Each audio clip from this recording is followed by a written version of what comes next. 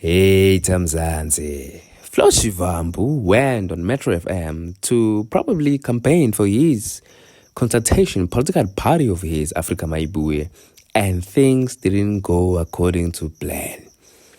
Metro FM turned into an interrogation room. The president of Metro FM handled him like a pro, unexpectedly. But, let me not spoil it. In the studio this evening, the president of Africa Maibuye movement, Floyd Shivambu, is with us in the studio this evening. Good evening, Faith, and evening to listeners of Metro FM. We haven't spoken in a very long time. Now, if I understand, Yes. you ANC Youth League, you say that the Jacob Zuma of the African National Congress is directionless. Yes. Then you go and you join the same guy who you accuse of being directionless, and then you become the Secretary General of the political party that you accused him of being directionless. Then you leave the very same political party, and then you say that his organization is not honest and is just a family business. By the sounds of it, with how much you've accused this individual that you follow, does it not then get perceived by South Africans that you, Mr. Shivambu, are the one who is directionless? Faith, instead of relying on social media posts, you would have given yourself time as well to do deeper research on the very substantial policy perspectives and diagnosis of the political conditions that obtained in the ANC. I've written a lot of perspectives from 2012, leave 2013. In 2012, I'd already begun to write about the diagnosis of the political crisis and the ideological misdirection of the African National Congress. Even before that is when we began to call for the formation of a different organization outside of the ANC. Maybe for ease of reference, so in the founding manifesto of the EFF, there is 15 diagnostics that basically characterizes the crisis of the African National Congress at that time, to say historically it has attained political power, but it has not been able to mutate that into economic emancipation and freedom, and there is no foreseeable possibility that it will do so. And that is the political reasons which we publicly spoke about in all the interviews. Leave the social media post. Now, I can't leave the social media post because you wrote that post, Mr. Shivambu. It was your post. It was not another post. It was you who wrote this. It can be the basis of. But you wrote this. No, it can that is your thinking, not my thinking. I want to. I'm not disowning it. By the way. Yeah, I'm not disowning it. I'm saying that the subjective elements that I witness in relation to Mkhondwesi's, I can say this because I said it in the meetings of Mkhondwesi's. It's not. I'm not talking about it outside. There's no consistency in discipline of the organization. One, but two, you can have organizational decisions that are taken over family dinner table, and they become binding decisions, and that is not a proper organizational culture that must be promoted in any of the organizations that claim to represent the people of South Africa.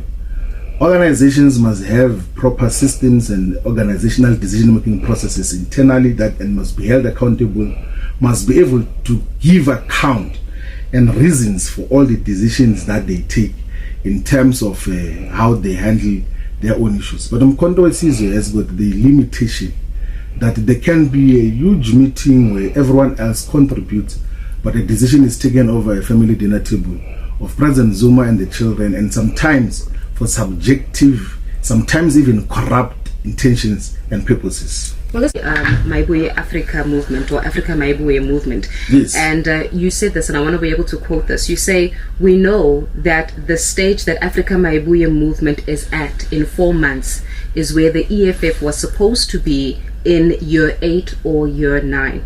Now, when I read that particular statement that you had articulated during your press briefing in Midrand yesterday, I thought to myself, but hang on, Floyd, in year 8 or 9, you were the deputy president of the Economic Freedom Fighters. So if the Economic Freedom Fighters did not achieve their objective in year 8 or 9, you are partly to blame. In fact, as the leadership, the deputy president of the Economic Freedom Fighters, the blame is on you if the EFF failed because you were deputy president at the time. I'll give a simple example as well that the EFF in year 8, even now, has never had any institutionalized support from any organization.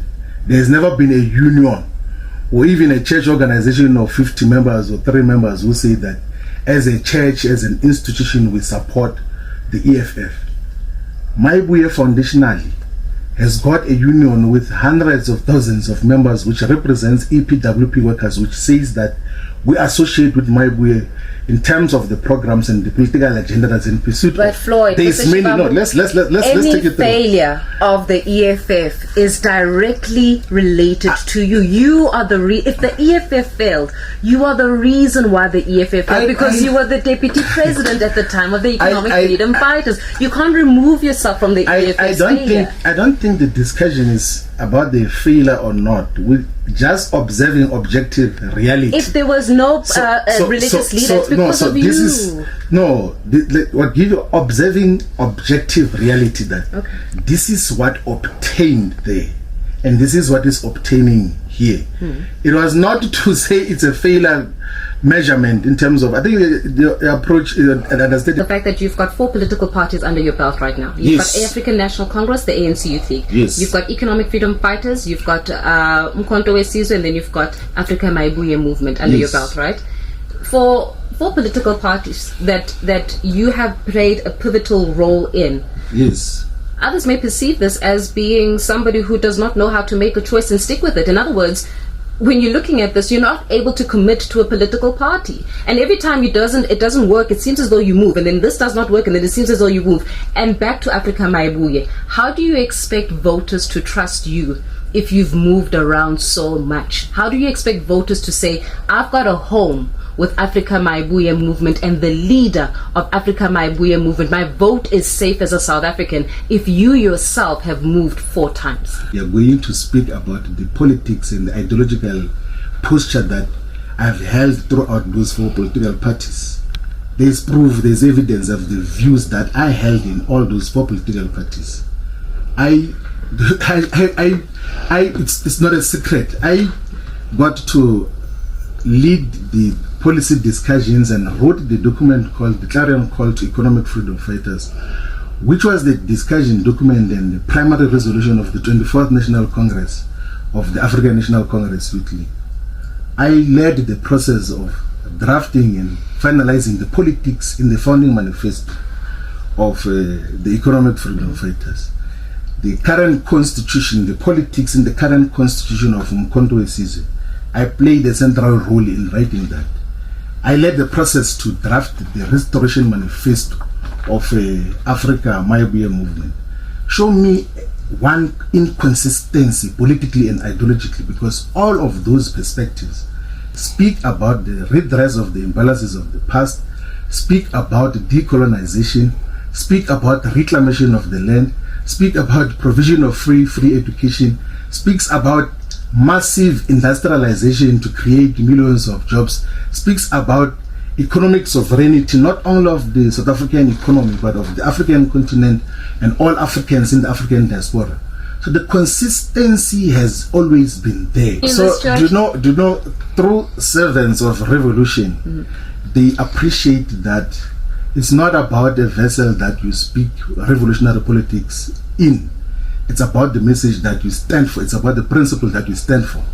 And you do not bend even when the organization that you serve in is now adopting or adapting to neoliberal mannerisms and wrong mannerisms or corrupt mannerisms that get to define some of the formations that we served in.